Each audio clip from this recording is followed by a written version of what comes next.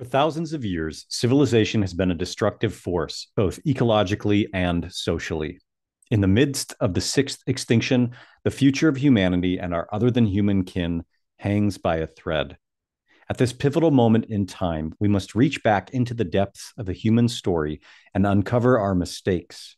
There is still time to reconnect with what we have lost, to restore our broken relationship to the land where we dwell, and to remember the human place in the wild. Hello, and welcome to the Rewilding podcast. I'm your host, Peter Michael Bauer. This podcast is produced and made possible from supporters on Patreon. Thank you.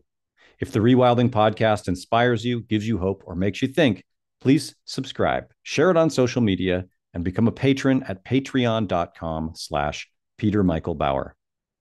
If you're new to rewilding and want to expand your perception of it, I recommend attending one of my Rewilding 101 workshops, which I offer both in person in Portland, Oregon, and online via Zoom for those who live around the world. You can check out upcoming dates and register at rewildportland.com. Subsistence, the way we acquire our food, is a central aspect to rewilding. To talk with me both about the anthropology of subsistence, but also the challenges and practicality of it, is James V. Morgan. James is a former professional anthropologist who has spent nearly 2 decades studying and working with indigenous hunter-gatherers on 3 continents. He has spent years trying to understand the relationship between anarchist theory and action and indigenous politics and lifeways. He is currently working on 3 different books surrounding these topics, titled Human Rewilding in the 21st Century, Why Anthropologists Fail, and Anarchy After Graeber, with the 3rd book yet to be titled. His previous writings have appeared in Hunter-Gatherer Research, Human Ecology, Oak Journal, Black and Green Review, Wild Resistance, and Alaska Fish and Wildlife News.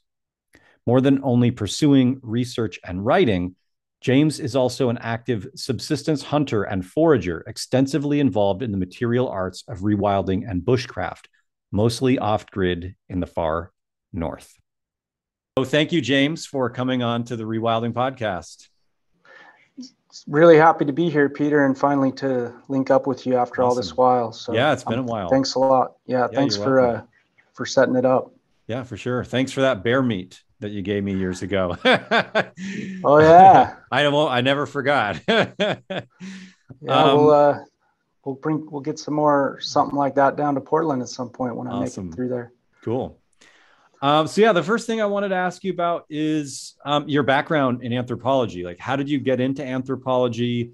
What did you do when you were, involved in working with different indigenous people around the world and hunter-gatherers? And then why did you leave the field?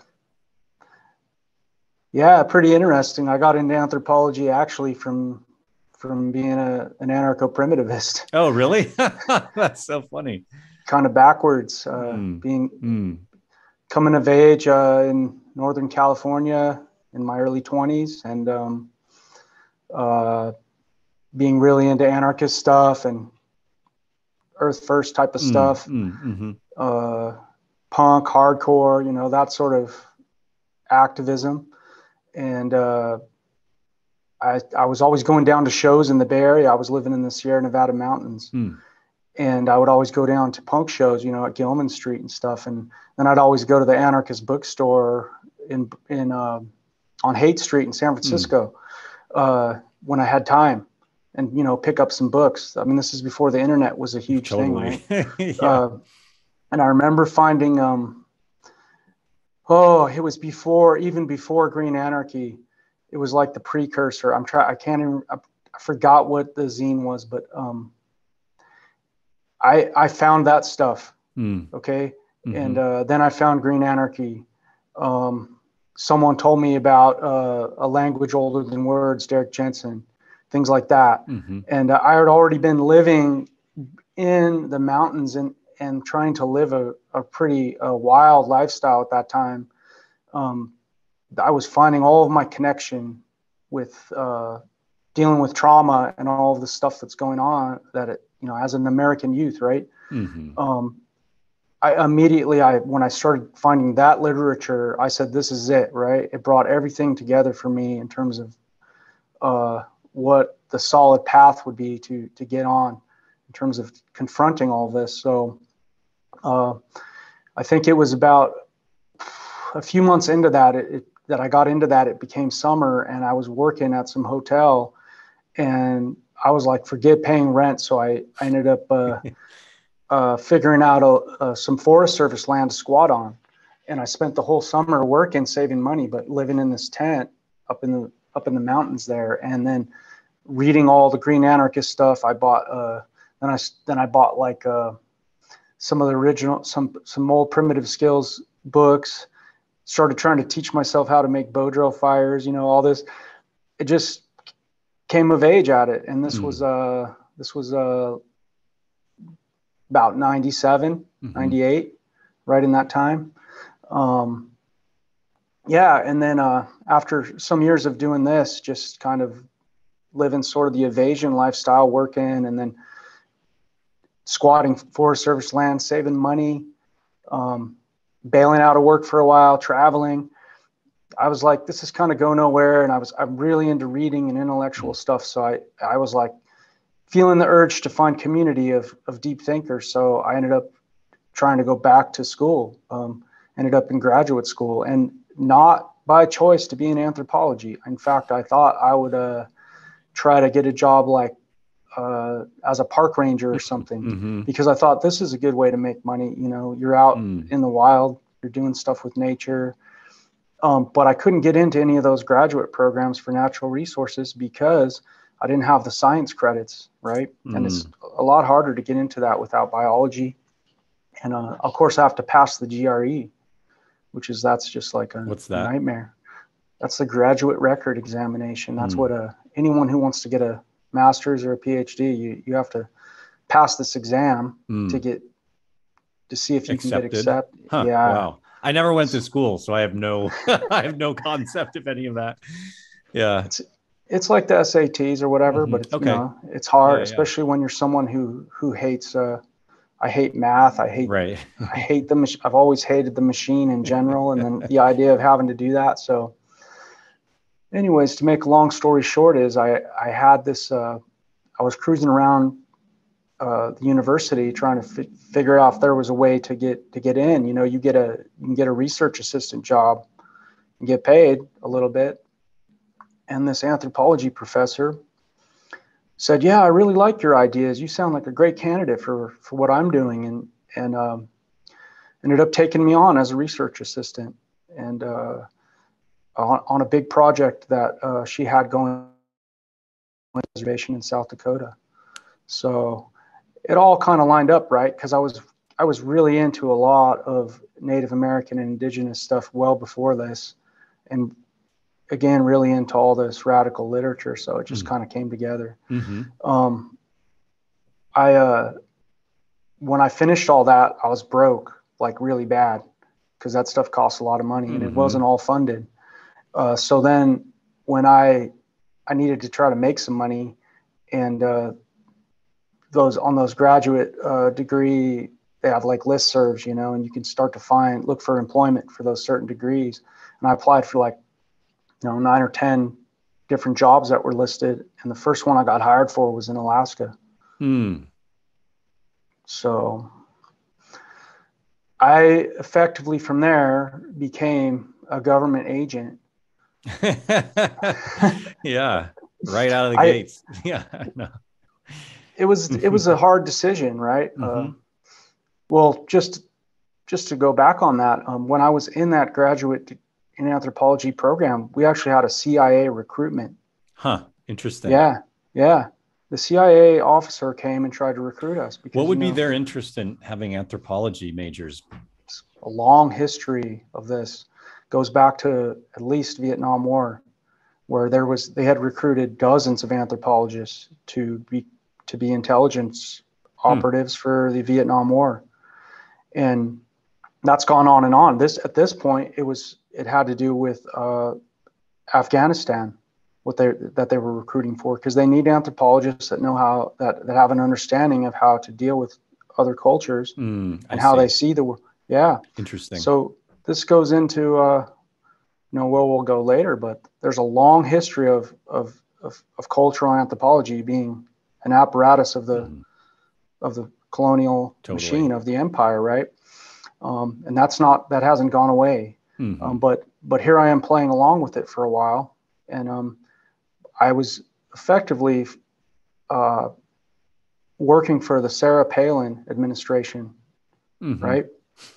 As an anthropologist, as a field Yeah, agent. interesting. And we can get into all that later. But what happens is really you're towing the line for the oil industry, and that whole Manifest Destiny project is what's actually going on. Right. And instead of it being the in blatant perpetuity. Yeah. Exactly, but nowadays it's not as blatant as it used Mm-hmm. to be. Right. It's there's a whole veneer of all this politically correct liberal approach, right? Mm-hmm. That we're all doing this great thing for Right. progress. Right. And so I did this for over a decade. There's a lot to share on it, but yeah, that's how I got into it. But the entire time I had never, I'd continued to stay really active in the more radical activist and anarchist scene in terms of at least keeping up on all the literature and what was going on, and staying radical. And then basically I'm in these two worlds, right, every day. And well, then I add in the indigenous world, which is I'm spending all this time doing field work in these different indigenous communities. So it's really a robust level of experience that I was able to get, right, and can really see a lot of what's going on from an anti-civ type perspective. Mm-hmm. Within the belly of the beast, Yep. as they'd say. Yeah. Yeah, that must have been interesting in terms of like, I mean, I feel like I've had the sensation of being, part of the economy, being a cog in the wheels of the civilization that we exist within, or being a captive of it. And it just makes me interested in like the emotional experience that you had being on such polar ends, from your philosophy versus the day-to-day living. Like, what was that like? Total cognitive dissonance, and then also a lot of naivete, because you start to, most of your direct colleagues are also people with anthropology or social science degrees, and then they're definitely not they're not right wingers, so right. they're very partial to the indigenous side of things, right, and having sustainable development type things.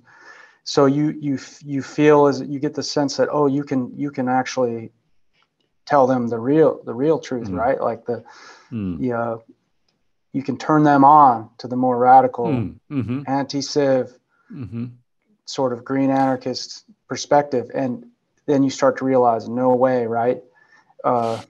That's too much for them, and then you also start to realize too that which is all we can talk about later when we talk about that project I'm working on, that don't be naive about the major players within the indigenous communities either, and what their real trajectory ends up being once they get linked into the whole mega machine, right? Right. So that's really demoralizing. You start to realize, look, I'll do this. I can do this as a job and have a great retirement and all this money and have all this status. I could do this for the next 25 years, but I will effectively have given up on the bigger important project that I started with, Yeah. because, and contributed to the demise of the biodiversity right. of the planet and all of those things. Yeah. That's exactly it. And that is what's happening at large with this whole developmental agency thing, which we can get into. But yeah, I did multiple projects in Alaska, all across the state, which is 1/3 the size of the U.S. Yeah, I mean, right. it's a huge topic to get into. But the main, and then I'll go back to that. With my free time, I actually had a lot of free time doing this work, because the job is only 9 to 10 months a year. So I started using that free time to go visit other hunter-gatherers and indigenous people around the world and just kind of doing my own freelance work, because I felt that this is the opportunity to do this and to really get a holistic perspective and see how things are different between North America and, say, Southeast Asia, Africa, Siberia, things like that, South America. And you can really get a sense of how it's the same patterns everywhere. Yep. And then there's some differences, but yeah. Did you go to all those places? Yep. Yeah, that's awesome. Yeah. All on my own. Yeah. Other than the oil industry funded work in Alaska. So yeah, sure. I'm not going to try to hide any of the truths, right? Because that's really what it ends up being. It's all one giant extractive operation. Yeah. Yeah. It's interesting thinking about leveraging, like everybody's trapped in this economy on some level. And if everybody walked away, we would create something else. But that's not like how societies function, right? Like, unless they're in a point of diminishing returns and people are like walking away in droves because there's just nothing there for them anymore at all. But as long as we have, whatever this framework is, we're all trapped here. And so I'm just fascinated by the different ways in which people who have positions like some of the ones that you've served in are able to, I mean, like, obviously there's going to be some cognitive dissonance involved in that, but also to take those resources and be able to leverage them for something else, right? And so I think about that with the work that you did in terms of leveraging it to get a deeper understanding of different hunter-gatherer societies around the world. And now you have that experience. You can write about that. You can use that as a lever to transform other people's ideas, right? Before we get into that part, I do want to know a little bit about your own subsistence hunting and gathering in Alaska, because I know you've done a lot of that. In fact, you wrote a little pamphlet, right? You wrote a pamphlet on like how to hunt elk. Isn't that right? Wasn't that one of the things you? I've written a pamphlet. Maybe I'm forgetting what exactly it was, but got a few things few things surrounding that. Yeah, but you might be referring to a pamphlet on brain tanning moose skin. That might be the one. And then also the gutless method for butchering big game, things like that. Yeah, I participated in doing a lot of those educational things. But yeah, I mean, first of all, I think to answer that, we got to start with the big picture, which is something that most all people are pretty naive about or don't understand. And especially people, especially relevant to this, is the people who are all the big talking activist type people at large in terms of trying to deal with this crisis we're in the U.S. and the naysayers against the sort of rewilding idea, right? Is that, and in fact, I can say this in relationship to almost everywhere around the world, the opportunity to actually live to a large extent off wild food exists almost better than anywhere else in the northern reaches of the planet, and particularly Alaska. I can't speak that much for Canada because I don't know it very well. I think the opportunity exists there just as good, but and advertising this is a little sketchy because we already have, there's the whole American Exodus thing going on right now among certain people that are like, we need to get out. We need to get, and going north is one of the things, right? So one thing I was writing about is, look, take this seriously. There's this whole back to the land movement that you can find anywhere on YouTube. Then you add in all the prepping, the primitive skills, all that, and then you see there's at least a dozen Alaska reality shows on cable that are all about people trying to eject to some certain degree from the dominant economy and live a more subsistence life. So we actually have a whole movement in Alaska of people with different ideologies, right? Very few of them are actually like coming from the anti-civ, green anarchist, rewilding type background, right? But there is a handful of those people too. But we have a whole community, I guess we could put it, of people who are rejecting the system up here because you can actually legally and ecologically pursue a life based on wild food and wild materials on a level higher than almost anywhere in the world. Yeah. Another reason for that is because the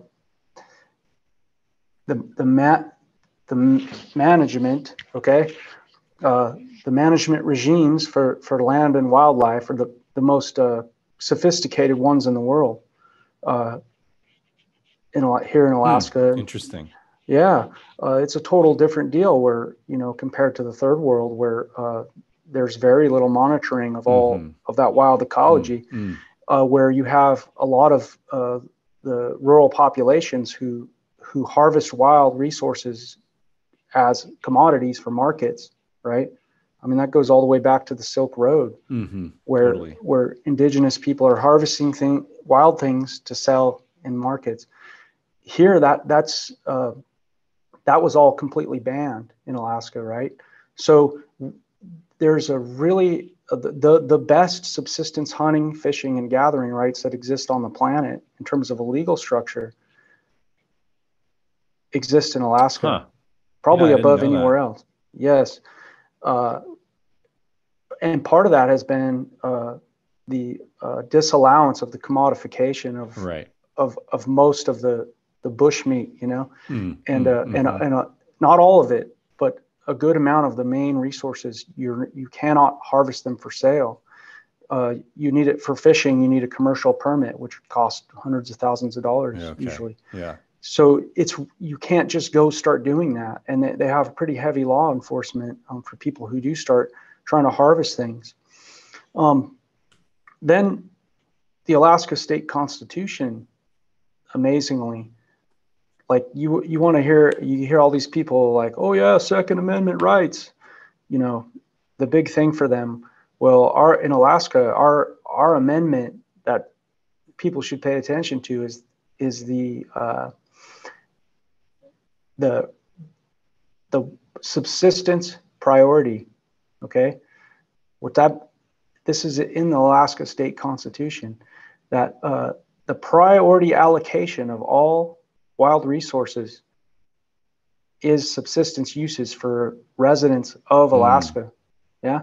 So you have wild food subsistence rights written into the Constitution. So if you're interested in rewilding and hunter-gatherer stuff, you see, and I'm not trying to be pro-government here, but it's really important for people to understand that. Then on a federal level, this gets really complicated, but the federal land in Alaska is managed a bit differently than state land. There's a long controversy to discuss there. But on federal lands in Alaska is really pretty heavy-handed when you compare this to anywhere else in the world.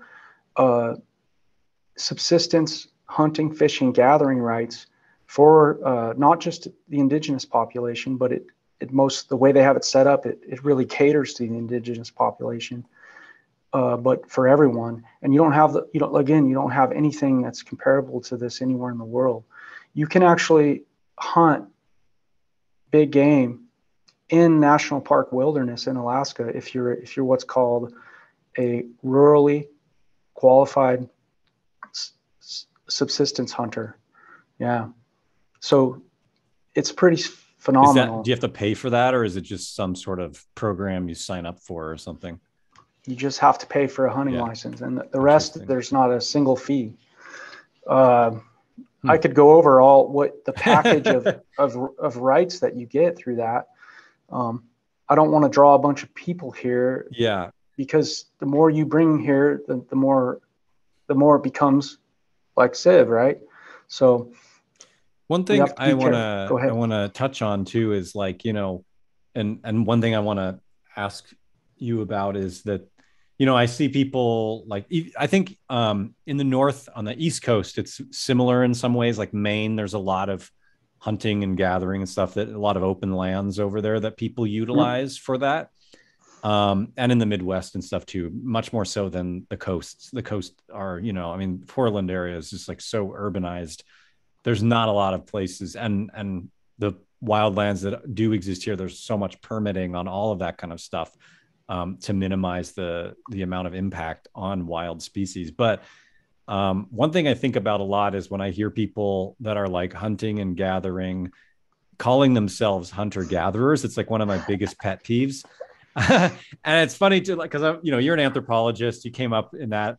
So like, hunting and gathering is like a specific economy, right? Like somebody can't just be a hunter gatherer, right? Like if you are a hunter gatherer, you're like in a tribe, you are living in a place, you've been there for a long time, you're relatively integrated into that place, like economically and technologically as well. So when I think about Alaska and the chances, the opportunities for subsisting off of wild food, I think that's awesome. And at the same time, it's like, it still wouldn't be living as a hunter gatherer in a hunter gatherer economy in that sense. Right.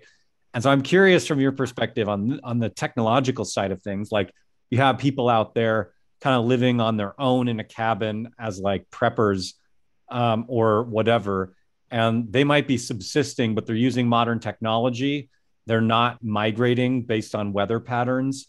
It makes me think, I know that the book, The People of the Deer, is like, maybe faked or something, or it's not, maybe it wasn't entirely real, but I think a lot about that. The concept in that book is that, during the fur trade era, a lot of the Inuit people switched over from subsistence hunting to trapping for furs. And then when the fur industry collapsed, they had lost a lot of that knowledge of seasonal hunting and bow making and all of that kind of stuff. And so they had a secondary collapse to their hunting and gathering economy that they had in place.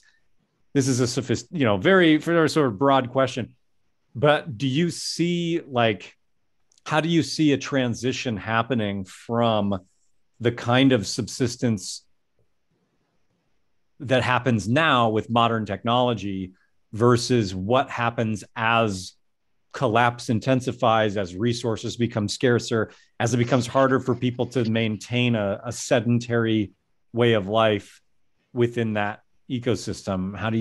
I don't know if there's really a question there, but I see you nodding, so I know you know what I'm getting at. Well, what you're getting at is a massive thing to unpack. There's so much there with what you're mentioning, and all of it is vitally important topics to get into. Maybe I'll try to start from the last part and see if I can go back to where you started. One thing I always talk about to people is this sense of purity. People that are like, look, I'm into this hunter-gatherer thing, I'm into this rewilding thing, and a lot of times you've probably noticed it when you talk to people at some of the seminars and stuff you do. It's like, well, I'm only going to hunt if I can hunt with a primitive bow, that right. I made myself. Yeah. And I started that way too, with that idea. And it's a great idea. It's really important that you don't let go of that ideal, because it's a slippery slope if you do forget about that ideal into total dependency on technology. They're really problematic. I've seen a lot of people end up there, and it's a complete loss of skill and resilience and capacity to cope with any change in what's available to you, right? But to really learn all of the diverse facets of, say, big game hunting, it's pretty hard to learn everything when you're 30 some years old or whatever, and you're just walking out there with a Osage bow, right? Yeah. So having rifles, and some modern gear gives you a bump up to actually get into some experiences that are required if you really want to really learn how to be a hunter, So I encourage everyone to hunt with the rifle every year and always walk with some primitive weaponry every year too. Mix that up, because that's how you get the most robust experience. Like if you kill something with a rifle, then you have that whole package of animal there to learn so much from that you're never going to get if you're wandering around for 4 years trying to kill one of these large animals with a handmade bow, right? Right. So, yeah. But I mean, that's just generally, you do not have here in Alaska much capacity to exist with only localized primitive weaponry or other materials. Most everyone, even the most adamant sort of anti-civ rewilding type folks, are all using some modern tools, right? The smart ones are ones who are using those tools to make their way slowly out of it, right? But primarily all of the so-called hunter-gatherers of Alaska, to get to where you were starting there, yeah. Don't even have any plan to get out of that, right? They're more in the prepper mode of doing reloads and stockpiling ammo, and when you mention to them the idea of, like, I make a lot of my own longbows. It's been something I've been really into for years, taken a few animals with my own bows, but that's a very time-consuming, long process, But when I tell people that, and I encourage them, then it gets real sensitive, Even people that are radicals, that are hooked, that are completely hooked on the ideology of firearms for good practical reasons, but it's a really tough discussion. And I will say, with the indigenous folks, it's not really generally a discussion you want to have. I mean, there's a few people who will get into it with you on an even keeled level, but for most of them, the idea of anything other than a firearm is gone, for big game hunting. So totally. And it's a really sad state of affairs, because I wonder if there's any possibility for some of these people to ever be able to function without the supply chain on a general level, for subsistence especially. That's a big topic. So there's a lot I could say about that situation. How will it play out? Well, these remote communities they're the most geographically remote of any communities in the whole United States, right? And most of them are only accessible small aircraft, or some of them by boat. And so, but they're all entirely dependent. I mean, literally, some of them are lesser dependent, especially for animal food, animal protein and fat. Then we could say some of them are like 80% or more self-reliant on animal food, fat, fish. However, they don't harvest any of that unless they have the whole supply chain backing it all up with the tools, the technology, right? Yeah. Now, they have the highest cost of shipping anywhere in the U.S., maybe anywhere in the world, to get to obtain all these things coming from the supply chain, right? And so if we have economic bottlenecks, these people are the most vulnerable people in the country, right? Because their supply chain is not the truck going down I-5, Right. Their supply chain is a small aircraft that has to land in the Arctic or subarctic with these bare minimum supplies. Yeah. Right. So what will happen? That's one thing about that I've learned about indigenous people and Native Americans, is that they're immensely adaptable. They're really strong and hardy. And I think that a certain amount of the folks that I know will find creative ways to shift gears from that dependency, but it still will be a minority of the people. Mm-hmm. Yep. But I do think that those days are coming at some point here, right? Because it's just too expensive, and nothing ever gets better. It just like everything going on in the lower 48 with economic stuff.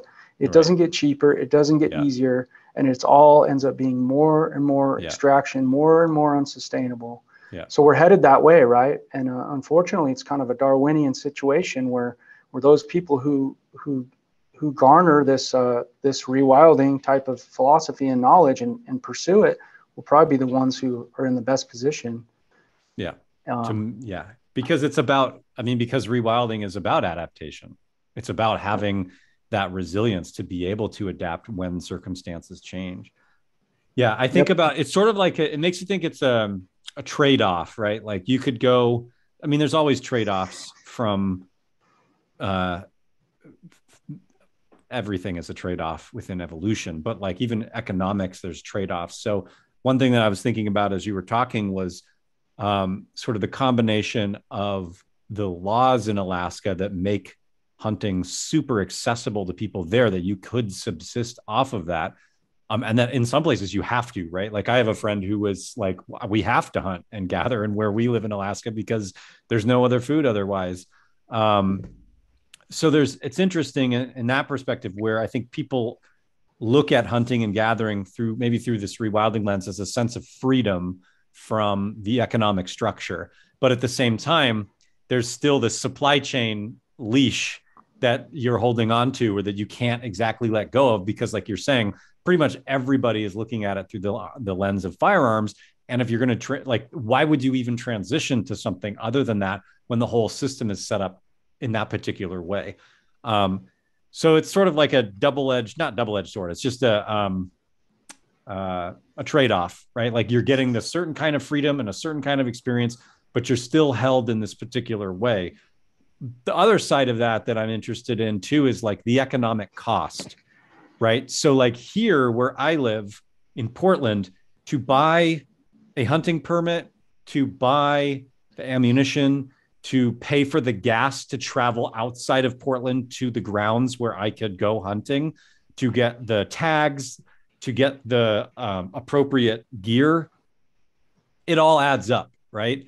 And like say I take out a small deer, the cost of that, and then the time I spend processing it, all of those things, it ends up being it's just more expensive to go fishing and hunting in Portland, right? And so why would I economically, I have to I have to pay more. It's almost the same with gardening here too, right? Like the water bill goes up. I have to pay for soil amendments, the seeds, the starts. Like after I calculate cost for how much it costs me to grow, squash or tomato, maybe not tomatoes because they're so prolific anywhere, but, squash or potatoes or something, like the cost doesn't match what I could just go to the store and buy them. You know what I mean? And so there's this weird, but whereas I feel like in Alaska, that is not the case, right? Like there are the permits, the costs, the expenses, maybe the time, but like maybe you have more time there in that sense. And so it's just interesting in thinking about the economic, like the costs of doing subsistence in a industrialized agrarian urban context versus, being in the wilds of Alaska and how different it is. So I'm curious, what your thoughts on that are. Yeah, I actually, I had a paper published in the journal Hunter Gatherer Research that goes over a lot of awesome this cost benefit analysis for what I call industrialized hunting and gathering. Okay, because that's effectively what it is. One factor there too, you always have to consider based on what you were talking about is the success rate too, right? Mm-hmm. Because totally. Like for example, I've figured out some data showing that for moose hunters, the average success rate statewide is one moose every 5 years. That's a 20% success for Alaska rate. Yeah. Wow. That's the average, statewide average. That's adding in all of the participants. Yeah. So that's a huge swath of urban people who don't really take it seriously, but right. But still, so you're talking a 20% success rate for the average. Now, if the cost of doing an industrialized moose hunt, people travel a long ways here with a lot of heavy equipment. We're talking several thousands of dollars to fail, right? Right. Like a snowmobile or something, right? Big trucks, RVs, hauling a bunch of ATVs. It's total industrialized hunting and gathering. That's what I call it. And because it's just employ all technology you possibly can to somehow be successful. And from this sector of hunters, it's mostly about an identity, less so about subsistence. It's amazing, the culture, the cultural phenomena of all this up here is amazing. I mean, as an anthropologist, you can get so deep into all this stuff, but what you have is you have let's see how to put it. This is the furthest west. This is the real Wild West still, 21st century. This is the last frontier. Okay. It's the furthest westward expansion of Euro colonialism across North America right here. And it's still happening. It's 21st century cowboys and Indians with high-powered rifles, satellite internet, and machinery. Okay. Yeah. It's like the front lines of the whole project. It's still happening right here. Okay. So what I'm getting at is the identity of the average hunter. And I'm going to get to your to this cost thing, but hear me on this. The identity of the average hunter is this: I conquered the wilderness, right? I'm the Western frontiersman. And you know what? We came here and we need all this oil. We need all this development, all this progress, because that's the American way, And but also, I conquered the wilderness. I go get a moose every year. I kill a bear. Me and my family eat moose meat, But that's about where it stops. And the whole project of Manifest Destiny they're in complete support of it, right? But they try to spin it with this veneer of, well, we're different because we hunt and we live on moose. But the amount of money they're burning to go do that is insane. I mean, how expensive are all these ATVs? Some of these people here hunt every year by airplane. We have airplane hunting here, Yeah, and they're the great, what I call the real great white hunter. They take off in a Super Cub. How much does that Super Cub cost? Tens of thousands, hundreds of thousands of dollars in the end for the whole package, right? Yeah. And then they set up their camp, and in their minds, this is it. This is what hunting is, So you have that side of things, right? And most of these people made a lot of money off what? Somehow connected to the oil industry, right? Or logging. That's right. You had oil workers come up here for the pipeline and take on this Wild West identity, right? This Wild West Manifest Destiny, I conquered the wilderness identity. Some of these guys are making $1 million, becoming millionaires by being just normal oil rig workers. And what do they do with that money, right? They create their Alaska empire of trophies and hunting trophies and airplanes, and right? It's crazy world. Contrast that with the poorest of the poor, right? Like the poorest people in Alaska are some specific native communities, right? Where through this when oil was cheap and all this stuff was cheap for them, it was a big boon. It was like, just like any humans, when things are easier, when you've been surviving off in the harshest environment for thousands of years, And all of a sudden you have, oh, this is so much easier. I have a firearm. I have a boat motor, and wow, I don't have to live nomadically anymore. They take that, just like all people, then it's like the immediate return thing, right? That's part of the psychology. It's immediate return. Boom, I'm getting all this technology and making it easy. So I'm going to, they don't question the long range consequences of it. Right. So what happens is that through a very quick period of time, 1-2 generations, because you have a cheap and easy source of technology and fossil energy and industrial tools, you are doing that every year for a while, and you're throwing aside all of the traditional technologies, and soon those are gone, right? And those traditional technologies, as you know, cost no money. Right. No one has power over you. Yeah. No one has any leverage over you if you maintain those skills. As soon as you become entirely dependent on this supply chain, they all have leverage over you. And it's just fine when oil is really cheap. But you enter the first century, this decade, that's gone. And now they've backed, and I'm not just talking about the native people, but everyone's backed themselves into this wall where the cost is so immense to continue doing subsistence, right, that it almost becomes a net negative. And so for some of these poor people, that if they came from hunting families, they just stop hunting. It's cheaper, just like you were talking about Portland. It's cheaper for them just to take the worst of the worst processed commodity foods that come in on the airplane and just, if you notice in what I sent you, the draft I'm working on, where the elders keep talking about microwave food, these heat up foods, the hot pockets.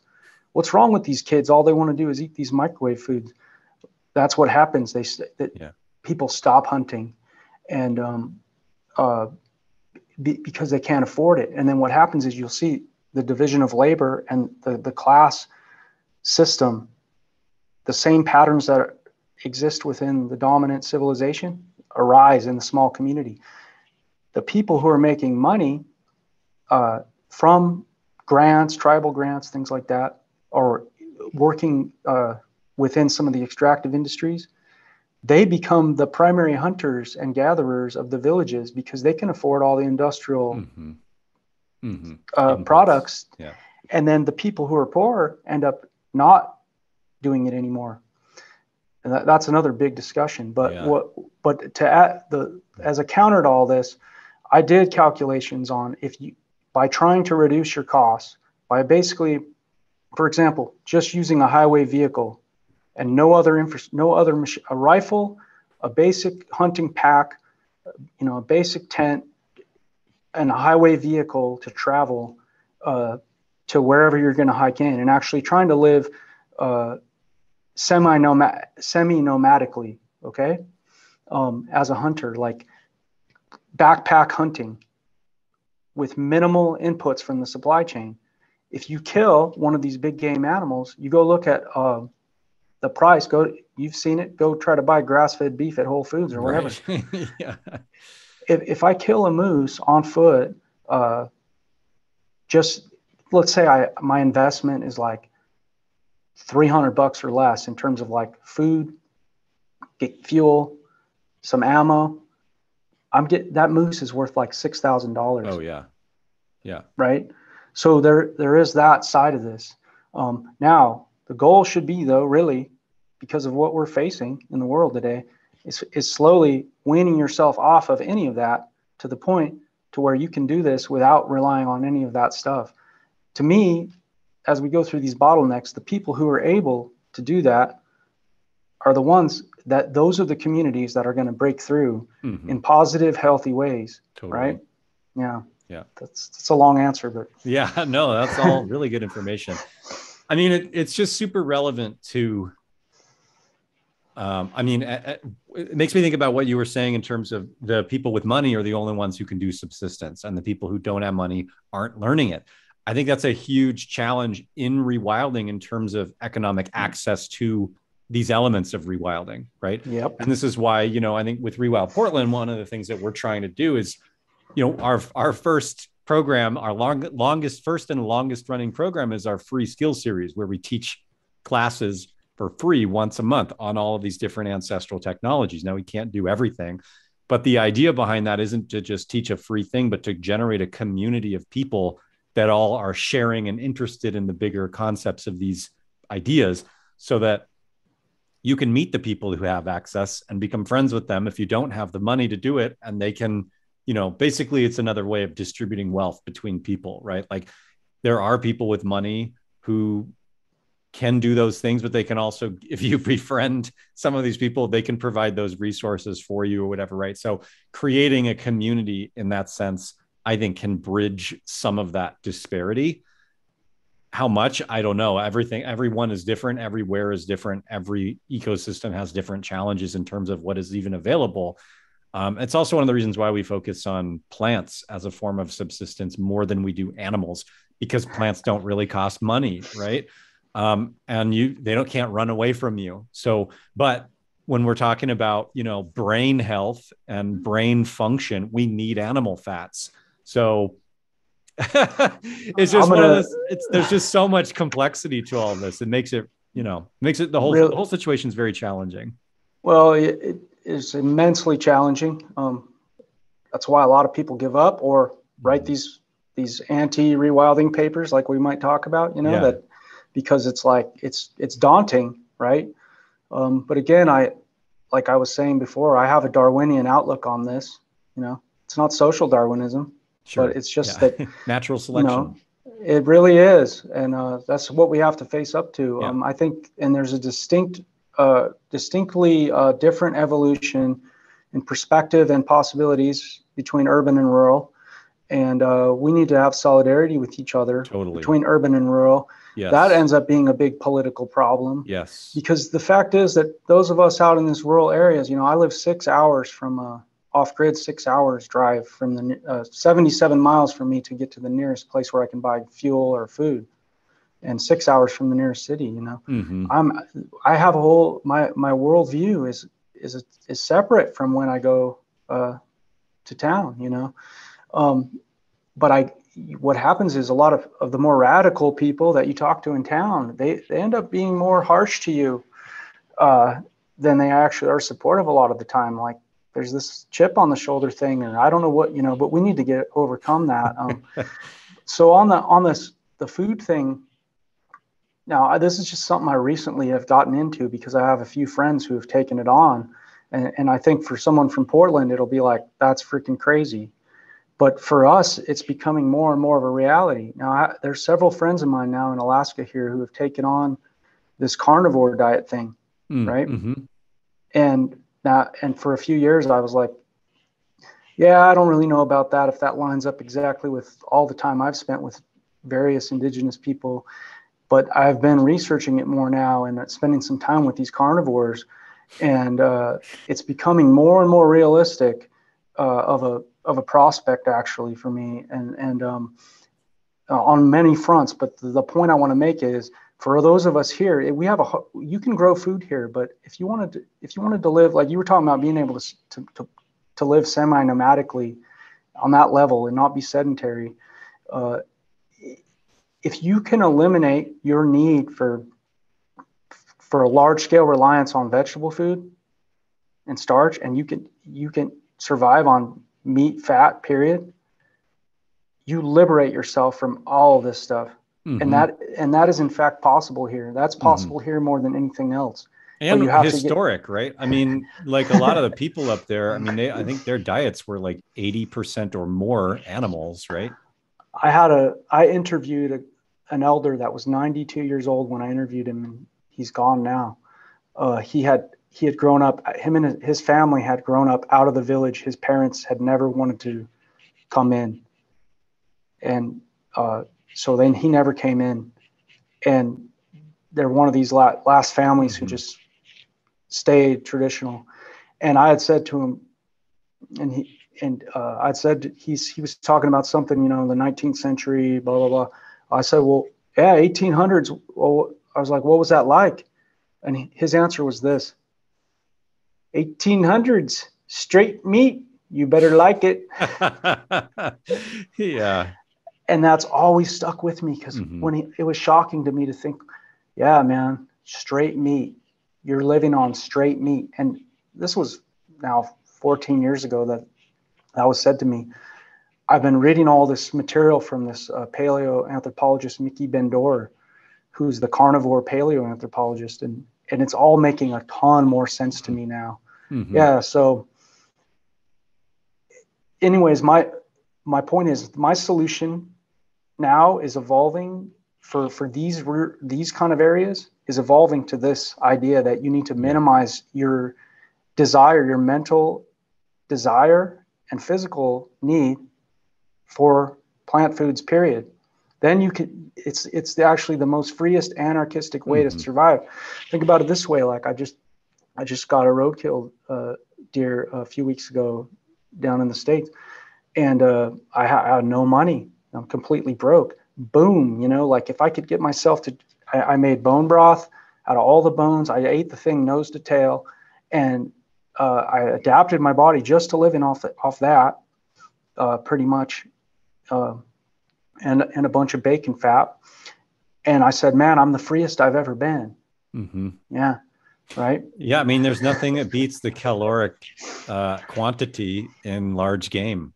Nothing, and so, yeah, I mean, that's when I talked to Nora Gedgaudas in the third interview of this podcast, that was one of the things that she talked a lot about, was like the amount of fat on mammoths and mastodons, and how, humans were subsisting off that for quite a while, like without a ton of plant matter. Now there's, that's what Mickey Bendor's data is. So yeah, he's basically showing two things, and not to go down this rabbit hole, but just to finish it, that we did not have significant, we've always had plants in our diet, of course. Right. Berries, honey, tubers. Yeah. Salads, I don't think so. I don't know hunter-gatherers who eat salads and like vegetables, really. I've spent time with the ones they'll always go after tubers if they're starch, right? And berries or fruit. But anyways, interesting.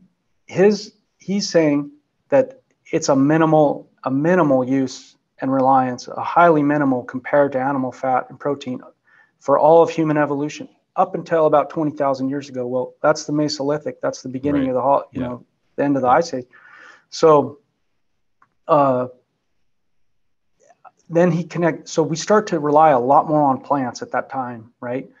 And those climate changes are creating a lot of large game scarcity. So we're being forced to adapt to this, but it's not necessary. And where it all led. Right. Then the other insane thing is the brain size decrease associated with it all. Totally. So anyways, are you aware? Yeah. I mean, so there's an interesting thing here, which is like, again, it comes down to adaptation, right? Like if you live in the climate that you live in, that might be the best form of adaptation, right? That's what I was getting at. Yep. But here it might be totally different, where there's a scarcity of big game, but there's a larger quantity of things like acorns or whatever. Yep. There's a whole cannibalism rabbit hole we could go down to, but I'll reserve that for some another time. But there's an interesting thing that's happening on the East Coast right now. I don't know if you know about this, but there's a tick that has a disease that's infecting people, and it makes their bodies physically allergic to meat, to red meat, and so they're no longer able to digest red meat.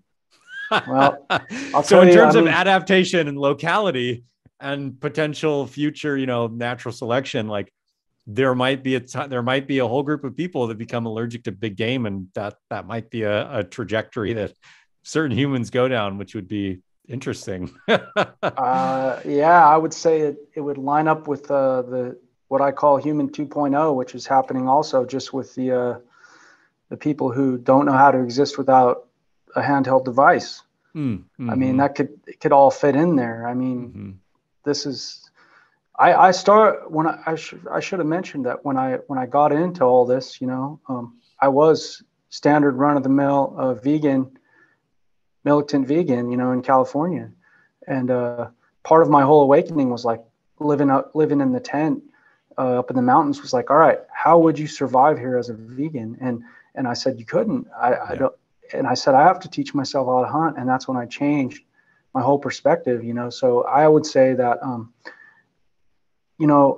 like, again, I have solidarity with people in urban environments. You have to find a way to solve these problems, but the prospects honestly are not great, right?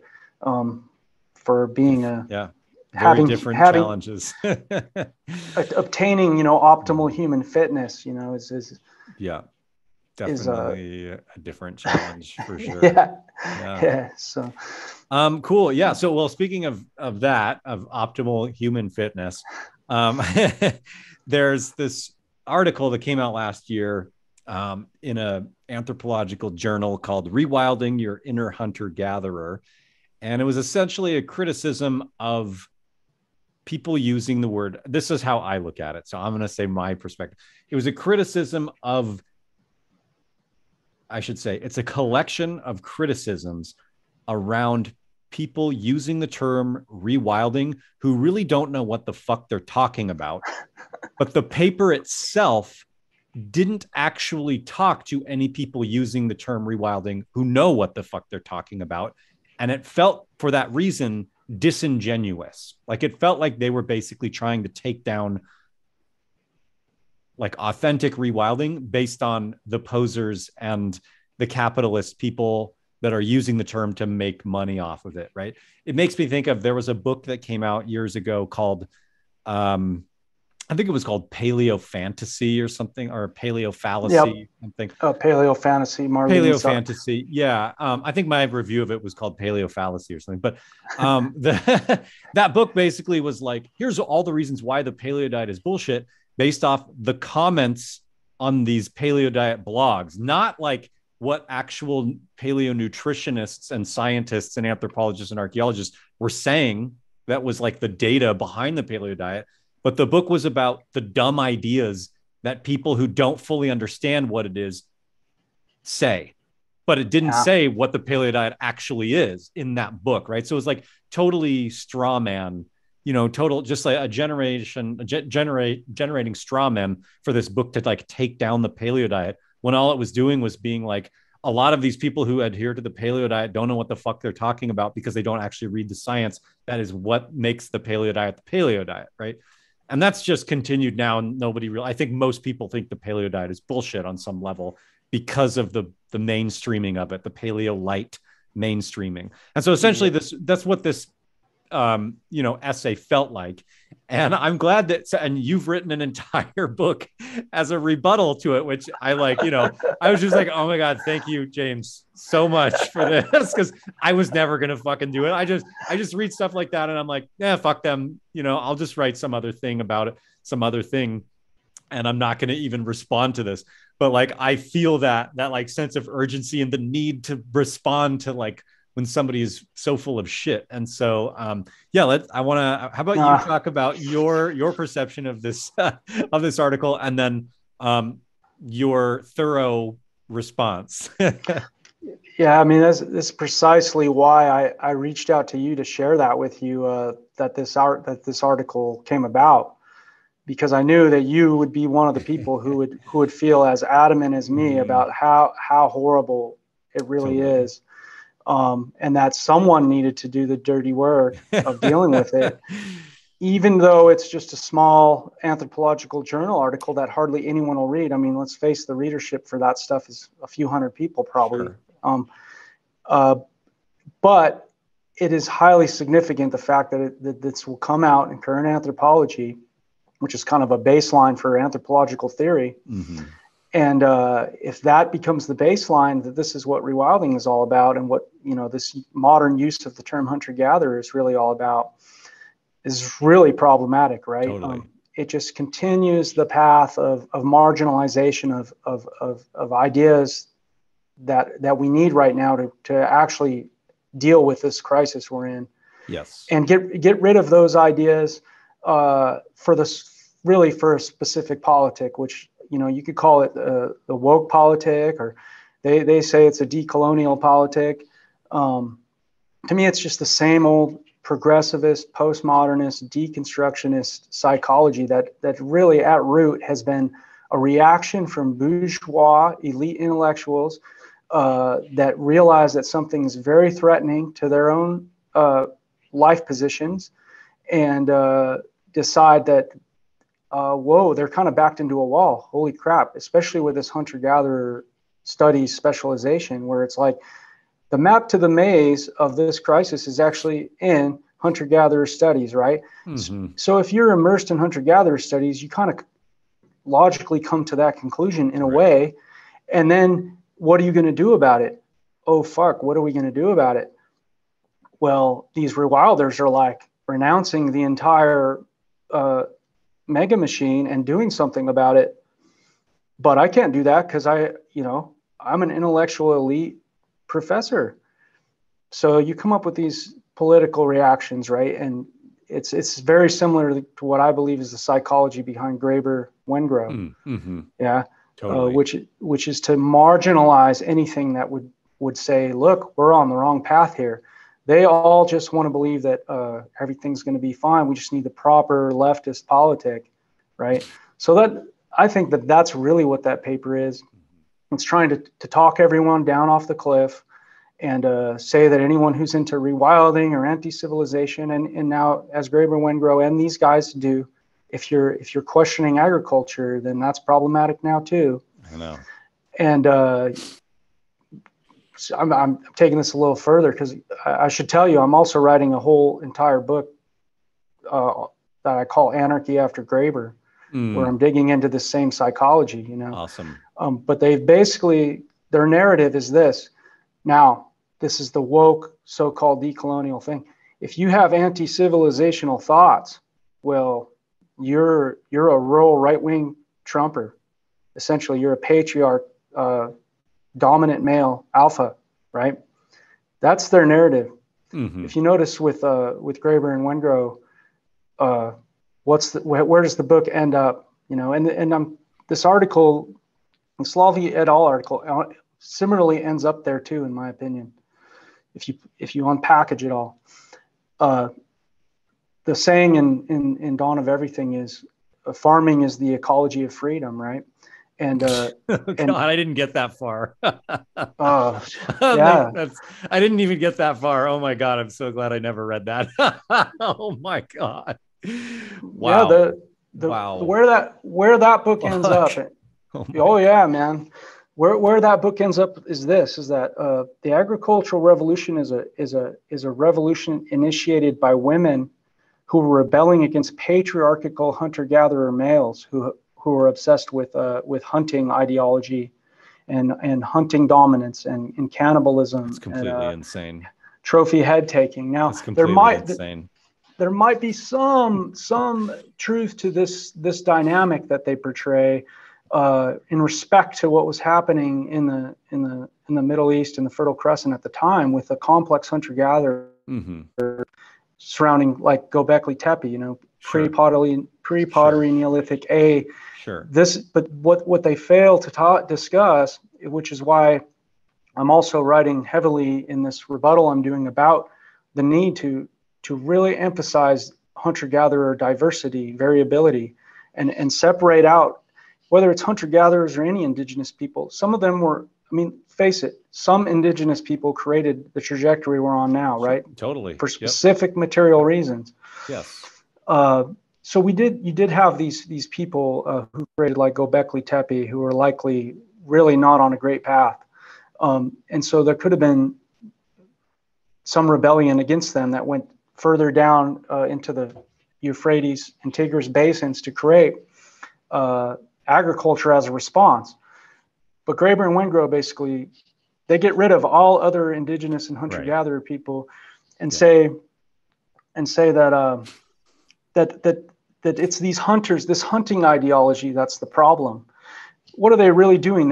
What I'm saying is they're creating what I call their narrative of the prehistoric left and right divide, where the city people are the benign, innocent people trying to create equality and women's rights and so on, and rural people are these rebellious hunters who don't want equality. They just want to take it all for themselves and be these individualistic barbarians. Okay, the Lavie et al. Article, Rewilding Your Inner Hunter-Gatherer, in my opinion, portrays the exact same narrative, but in a more subtle format. They're going against the rewilding movement, I think, for the same reasons, right?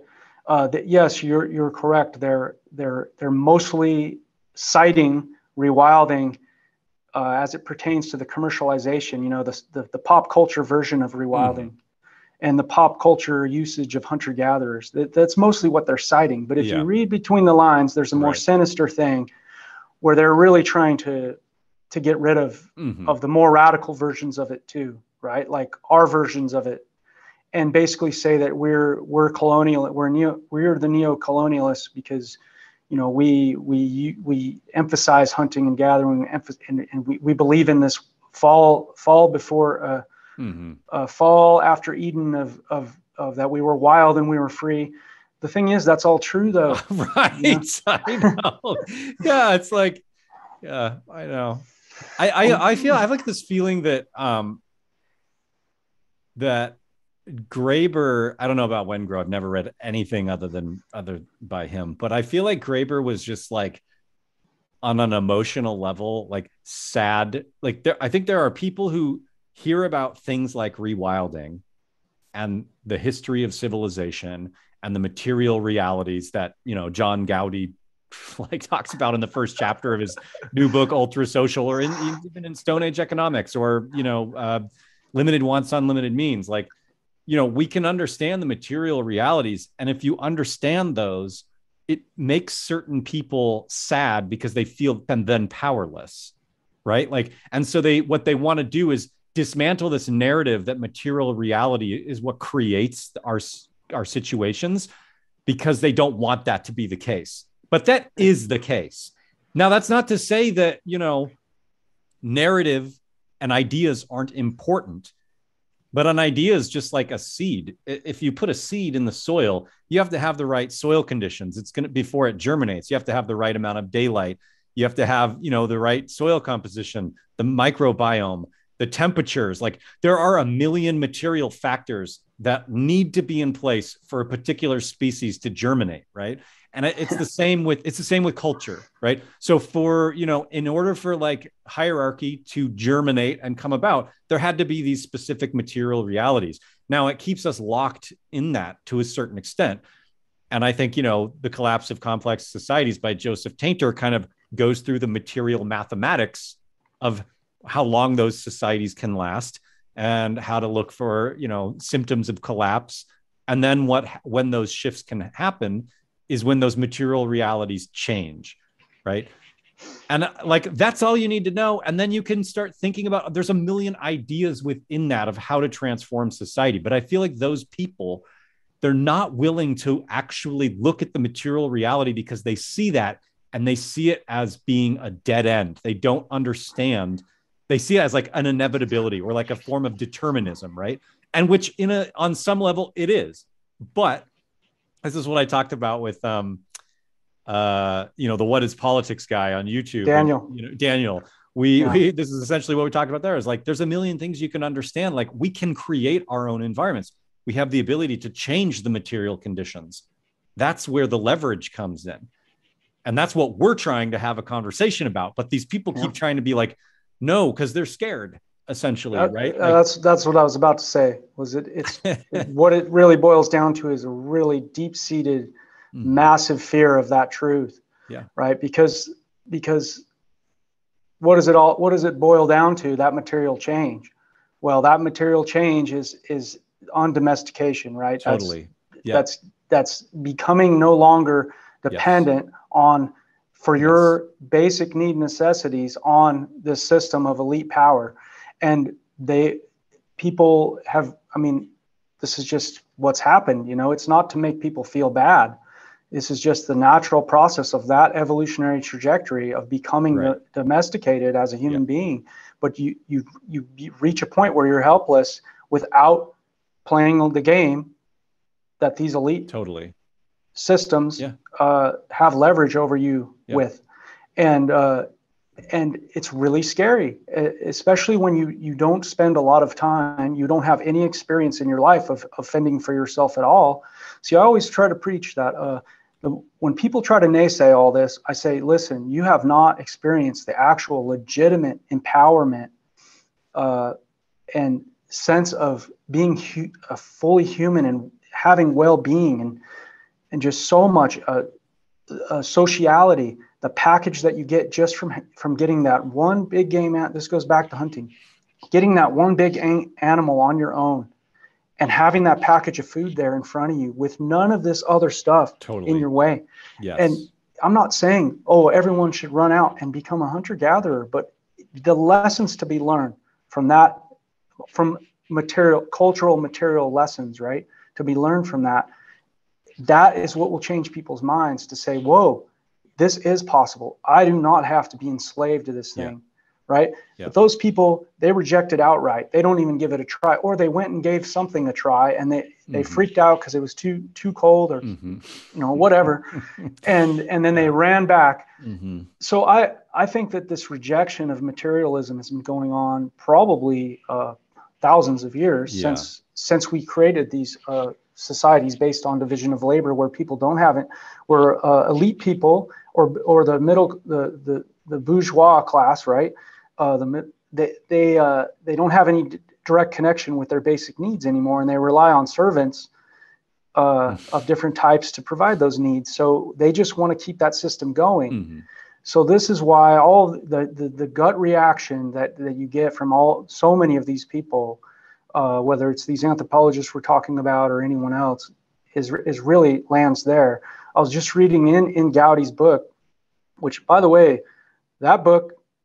That is, everyone needs to read that book. That is like flying in the face of all these naysayers that we're talking, right? And from a legitimate scholar who's saying, look, no, we're going to continue on with this anti-civ narrative from an academic level, folks. Sorry to tell you. We're not going to throw in the towel and go along with this Graeber-Wengrow psychosis. Totally. But he's saying in there that Darwin also, he said something in there, I read it today. Darwin was so afraid of the reaction he was going to get from the anti-materialist people that he spent 20 years continuing to try to write, I forgot which one it was, because he wanted to have it right, so he wouldn't get attacked. But because of the materialism, the basic fundamental materialism that he was trying to present, I'm writing about in my rebuttal about Marvin Harris, who he wrote the book Cultural Materialism: The Struggle for the Science of Culture. Think about those words. The struggle for the science of culture, materialism, right? And what he was saying at that time was that he's struggling to deal with all of these postmodernists, these deconstructionists, to try to convince them of the reality of material change and how that changes politics, sociality, the whole evolution, right? And what did he call it? He called it the warrior intensifier, redistributor, warrior chiefs. That was his. When you get intensifiers, right? Resource intensifiers, they evolve. That's the for him was the material basis of this whole episode, right? Resource intensification, and then the redistributor chief, the elite group that takes control of that intensified production, right, and turns it into this war against everything. You know, if we allow that to continue, then we're just going further into this crisis. But these intellectuals somehow think it's inevitable, and we just have to hold it up. I think part of that too is like, I think there's like an initial fear of like recognizing the material realities of civilization and what it generates it, and of our material past as hunter-gatherers, where that fear then, and all of the projections of what people lived like in prehistory are like brought out to the forefront. So it's like you were saying, you know, people think of you as this sort of like, if you start talking about this as like, you know, patriarchal, I don't know, like hunter, animal killer guy or whatever, right? Like all of those myths of prehistory that we have when we start talking about the material realities that brought about civilization, there's like a disassociation because it's two completely different worldviews. And so they all kind of get mangled. But I think people's reaction is like, and I think you've experienced this too, where when you start talking about anti-civ stuff, people are like, oh, so you're just saying we should all go out to like live in the wilderness? And it's like, yes and no. It's like, that's not possible for all of us to do. But what I'm saying is we should start going back in that direction, right? And figure out what the material realities are that are going to head us there. Because we're going to do that either way. This system is going to collapse and we're going to go that way either way, which is why I think, we were saying earlier that rewilders are more primed to that transition because we're getting into this form of adaptation of embracing wildness rather than trying to domesticate it. That's what I mean, this is really where I land is that, again, it's a Darwinian moment and unless you believe we're going to go on to 10 plus billion people and so on, maybe that will happen. But it's not happening. There's already projections now that the populations actually hit the critical point economically and in production. Unless they start growing babies in baby labs, which I've seen people start to put that idea out in the world, even as a joke, or even some people even seriously like growing humans. Because nobody's having enough children to increase the labor production costs. They're going to start growing them in labs. Like, that's fucking insane. But I wouldn't put it past the state powers to do something like that if they want to maintain their power. The way that I put it is, Peter, is look, maybe all that's this whole, again, like the mega machines, the word I've been using, it could be a Leviathan, whatever. It'll go on, right? To various degrees, it'll go on. But the thing is, as an agent, as a political agent, what's your choice? What do you want to do?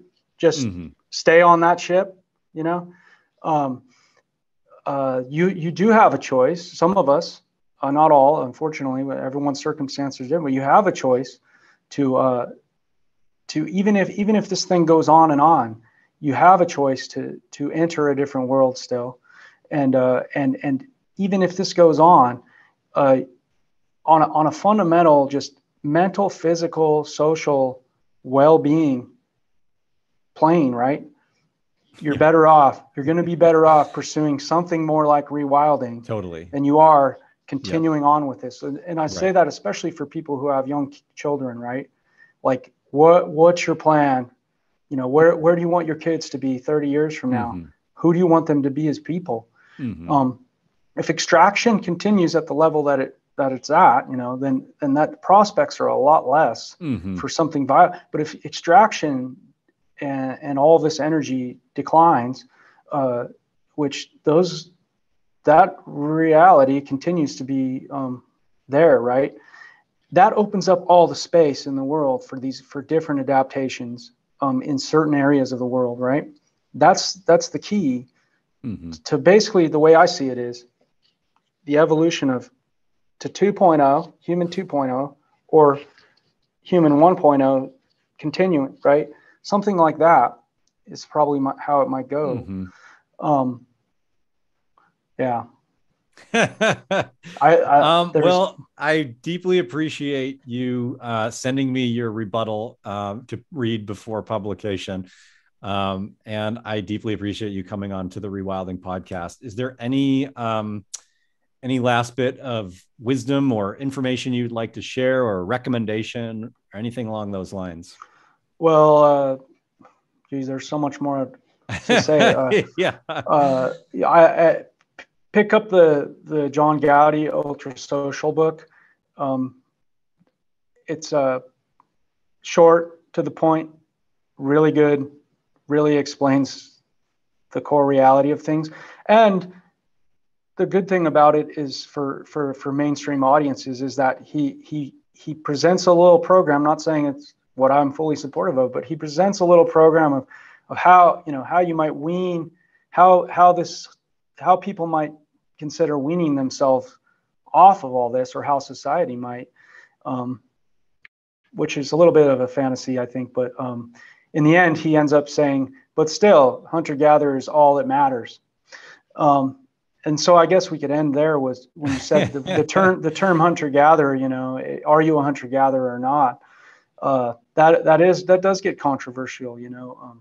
And I think that there's some points made in that La Vie et al. Article that are valid on that. But I'm not going to let go of using the term because it's really vital to understand the fundamentals of being a human as a human being, as a hunter-gatherer. And there's again, the map to the maze of this whole thing is really to be found. If you really want to understand reality, hunter-gatherer studies, immerse yourself in this. You will see, if you just keep your head clear, you'll see the reality of everything that we're dealing with here. And don't be swayed by these politicking people. They are trying to steer us right into the crisis, further and deeper into it. Yeah. Cool. Thank you, James. When your stuff comes out, I will blast it on all of my social media and all of the things. Thank you again for coming on the Rewilding podcast. Yeah, thanks so much for having me, Peter. I wish maybe we'll have more time another time. There's so much to discuss. Yeah, it's endless. I'll let you know. I'll let you know when I get this first thing ready to publish. Awesome.